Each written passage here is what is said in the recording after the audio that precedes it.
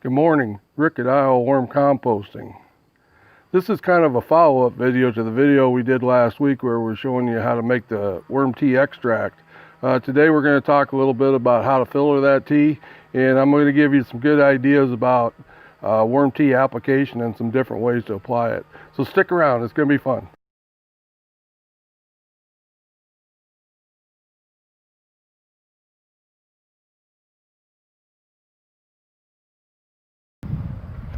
In this follow-up video from last week, we're going to take that worm tea extract that we made, and I'm going to show you a few different ways you can filter it, and also some ways that we can apply it and what we can apply it on.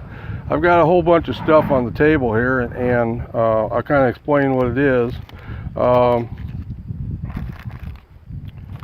This is my go-to for filtering tea, and this is 5-gallon paint filters, and I use these most of the time, and this is one of those filters right here. It has a elastic top on, and you just stick it in your bucket, and it holds around the lid, and you can just dump your tea and pull your filter out, and your tea's all filtered. Another way you can filter tea is to use a conical filter like this. This too is a paint filter, and you can stick it in a funnel and stick it in your watering can or whatever. It's just another way you can do it.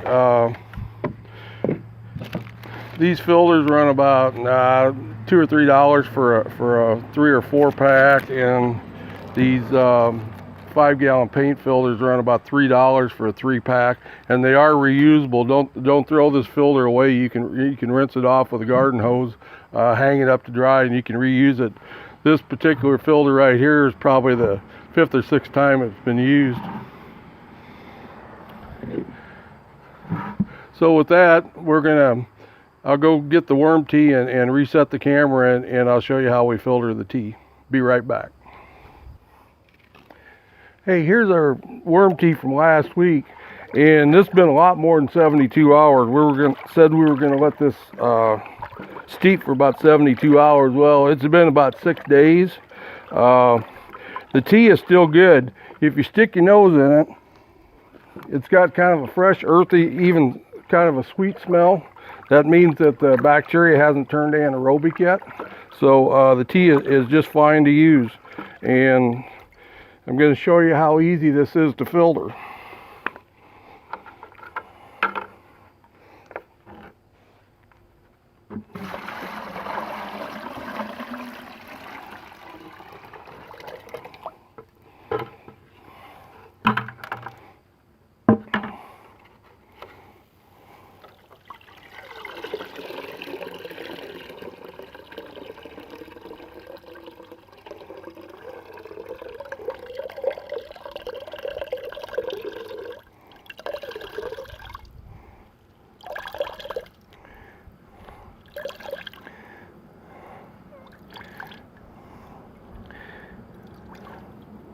And there you go, your tea is filtered.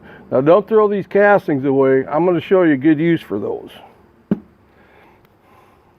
We'll get back to the application part in just a minute. Be right back. All right, here's a lilac bush we planted this spring, and we've been kind of babying it along. We've had kind of a drought all summer. So I'm going to dump these worm castings around this lilac bush. These are the spent worm castings from the tea extract we made.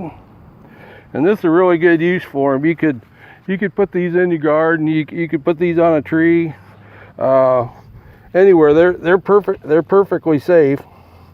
And I just kind of dig them into the ground a little bit.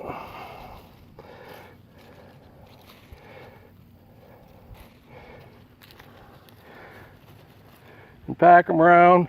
And this is our worm tea bucket, and this isn't tea. I just put a little water in here, and we're going to try to get the rest of the castings out of this bucket. Just dump it right there. Got the bucket pretty clean. Throw our filter back in the bucket.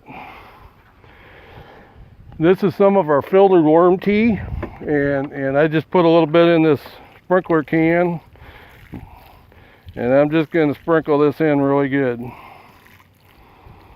And this worm tea's full strength. I didn't dilute it.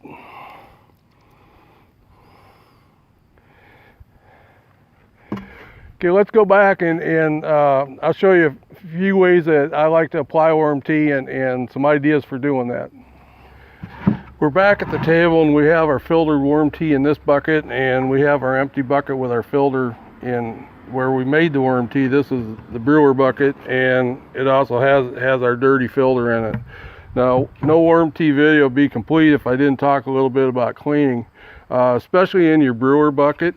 If you let that sit, you get like a bio slime on that. It can kind of harbor anaerobic bacteria.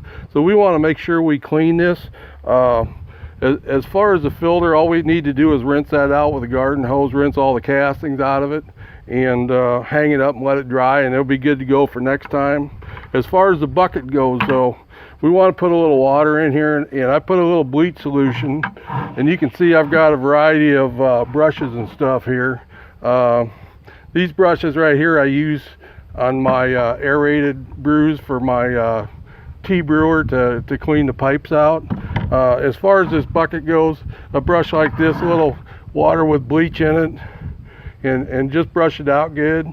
Dump it, rinse it out with fresh water and let it dry, and you'll be good to go for the next time. Now, as far as the application for our tea, we've got a few choices. Probably the easiest is just use a cup. You can take this cup and use a tea full strength, dip it in and put it on the root zone of your plants. And in fact, if you use a cup, you don't even really need to filter your tea. I plan on spraying some of this, so that's why I filtered the whole batch. Another option is just your plain old standard watering can. The tea's filtered, so you won't have any problem clogging your nozzles up. If you do, you can always rinse it out, but it's generally not a problem. And you can either do the root zone or you can do foliar or both with the watering can. This is a good choice. My favorite is to use this Ortho hose end sprayer. I don't like using the chemicals that Ortho has, and I haven't for years, but they make a great sprayer, and as long as you don't spray chemicals through it, it works just fine. This one's adjustable, and I set it to the biggest setting, which is 8 ounces per gallon, and I just hook it up to the hose, and you fill your tank up just like this. You just dip it in your tea, fill it up, you drop this in it,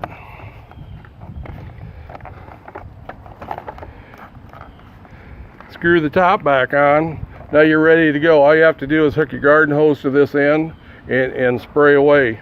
And one thought about that: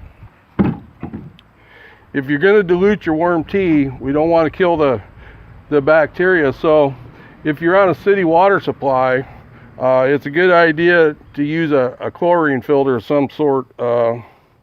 This one right here happens to be a Boogie Blue Plus.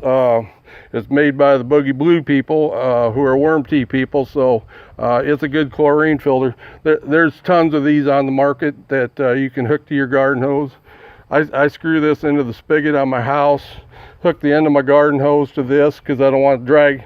You can also hook this up to the other end of your garden hose, but then you got to drag all the weight around. I don't like that, so I just hook it up right at the house, hook the one end of my garden hose up to here and the other end up to my sprayer, and spray away. I'll show you a few examples how this works. Just a minute. Here we are by the back door of my house, and I have a couple straw bales here, and I have parsley and some rosemary and a bunch of basil planted in this, and we harvest off of this when we're cooking all the time, and never know when we're going to use it. So I don't like to spray all the leaves and stuff with worm tea, but I do like to give it some worm tea, so I just give it a nice root drench. Now just use a cup to do that. And this is full strength.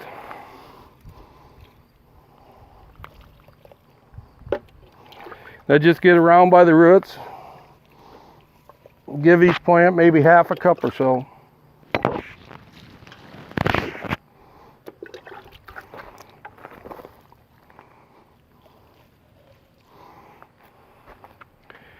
There we go, and we're all done with that. Now we're going to take a look at using the hose end sprayer and show you just how simple that is. Be right back.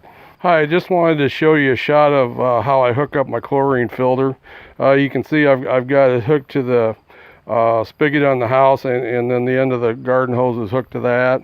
And then if you look over here, the hose is hooked up to my hose end sprayer.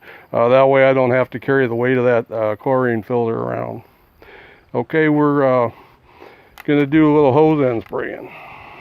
We've got a mum right here, and it's getting that time of the season. It's kind of late September here, and it's just starting to bloom out. So it'd be a prime example of a good time to give it a little worm tea. So just taking the hose end sprayer, it's got a trigger on it. Got to turn the water on.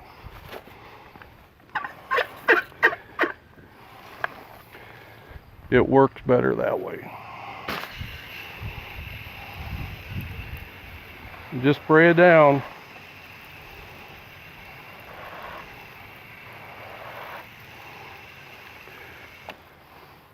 We've also got some potted plants over here. I kind of turned the video camera, see if you can see this.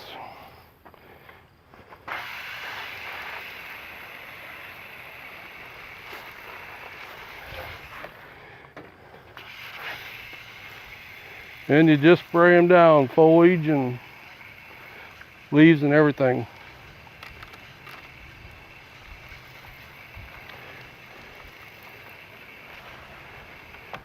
And you can go all around your landscape like that with the hose end sprayer. You can do your flowers. Obviously, you can spray your garden. Our garden's about done. It's kind of late September here, and it's about ready to frost. So everything's kind of finishing up. So I'm not using it on the garden much anymore. But you can certainly spray all your landscaping, your trees, of course, anything in the garden if you have it. And I'm going to show you another good use for worm tea that maybe you hadn't thought of. We'll be back in just a minute.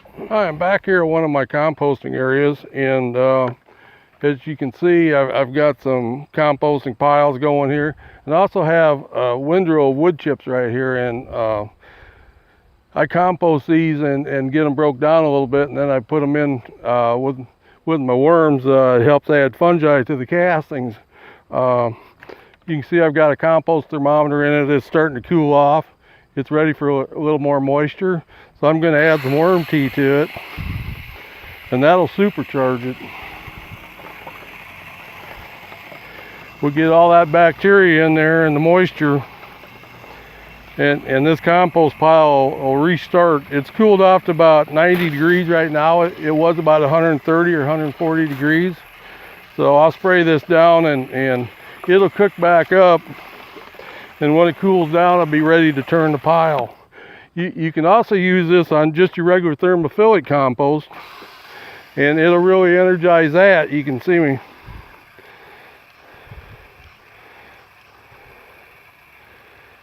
Right there. And this really does go far when you use your worm tea with a hose end sprayer. I can do my entire garden and all my landscaping with 5 gallons of worm tea. And I have a fairly good sized garden. I'm going to turn the camera so you can kind of see my garden area. I've got a lot of it out now because it's about done. But that's my garden area. I guess you can see that. 5 gallons of worm tea will do that entire garden area and most of my landscaping and stuff. Another use I have for the worm tea is I like to apply it to my yard, and I have a special applicator I use on my yard, and we'll go up and take a look at that, and I'll explain that a little bit to you and how it works. I just wanted to talk to you about another favorite use of mine for worm castings, tea, and that's to put it on my lawn. I don't like using pressurized spray nozzle equipment with worm tea. There's a lot of controversy over whether that affects the bacteria and the microbes and stuff going through the spray nozzles.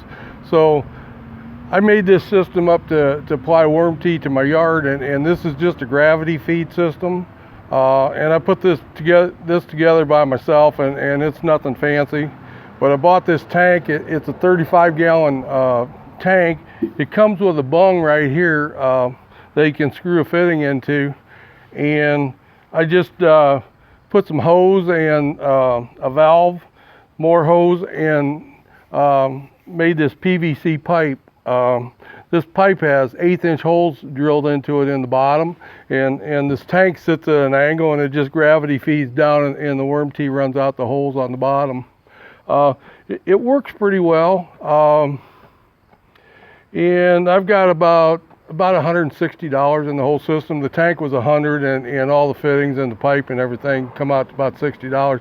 So you don't have to spend a fortune to apply worm tea to your yard.